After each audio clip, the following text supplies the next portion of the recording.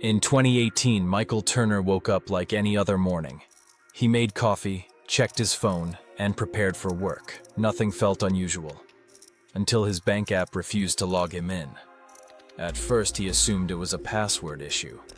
But when he called customer service, the representative told him his account had been restricted due to a flagged identity review. They asked him to verify his date of birth. He did. They asked for his social security number. He confirmed it. There was a pause on the line. Then the representative said something strange. "Sir, according to our system, your identity does not match your file." Michael thought it was a glitch. But by the end of that week, he learned it wasn't. He tried to refinance his car loan. The application was denied. The reason listed was criminal history. Michael had never been arrested. He requested a copy of his credit report. The file contained charges in another state, a different address, court records for someone with the same first and last name. But the social security number was almost identical, one digit off. Somewhere in a database, two identities had merged. Cases like this are rare but documented. When records are matched using partial identifiers, name, birth date, or similar social security numbers. Systems sometimes combine profiles incorrectly. Michael's clean record had been overwritten by someone else's. When he visited the credit bureau, they explained the process calmly. Disputes could be filed. Documentation would be required. Investigation could take up to 30 days. 30 days during which he remained flagged. His employer soon received a background verification alert related to his professional license renewal. It showed pending charges. He had to explain something he didn't understand. Police records listed him under an alias he had never used. A traffic stop in another state appeared in the database as his. The more he looked, the more inconsistencies appeared. His tax transcript showed a secondary employer he had never worked for. A medical billing statement appeared under his insurance profile from a hospital he had never visited. It became clear that this wasn't identity theft in the traditional sense. No one had stolen his identity. The system had blended it. Data matching algorithms are designed for efficiency. When identifiers are similar, especially in large data sets, automated systems sometimes assume a match. Correcting those matches requires manual review, and manual review takes time. Michael filed disputes with credit agencies. He contacted the Social Security Administration. He sent certified letters to courts in a state he had never visited.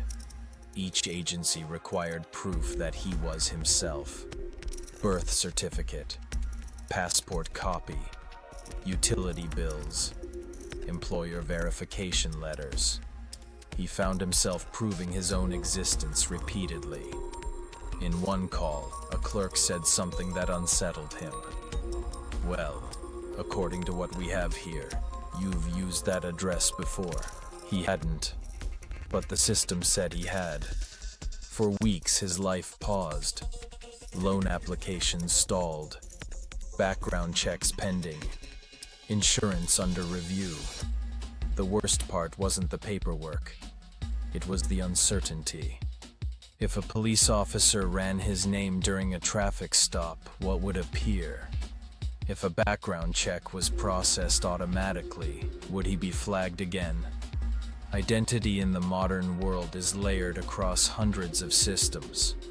Government databases, financial institutions, healthcare networks, credit bureaus, employment verification platforms. If one layer merges incorrectly, others follow. Eventually, after nearly 3 months, the primary error was corrected. The criminal records were removed from his profile. The credit score began to recover. But not everything reset at once. Archived systems still showed remnants. An online background screening service continued listing outdated charges. A medical billing portal still showed the wrong address. Michael later described the experience as surreal. He hadn't lost his wallet. He hadn't been hacked. He hadn't changed. Yet officially, for a period of time, he was someone else. Cases like his have been documented in consumer protection reports. Mixed files, merged identities, database confusion. Most are resolved quietly. But during the process, a person's reality depends on a correction request. We often think identity is fixed. A name, a birth date, a number. But in practice, identity is data, and data can be misaligned.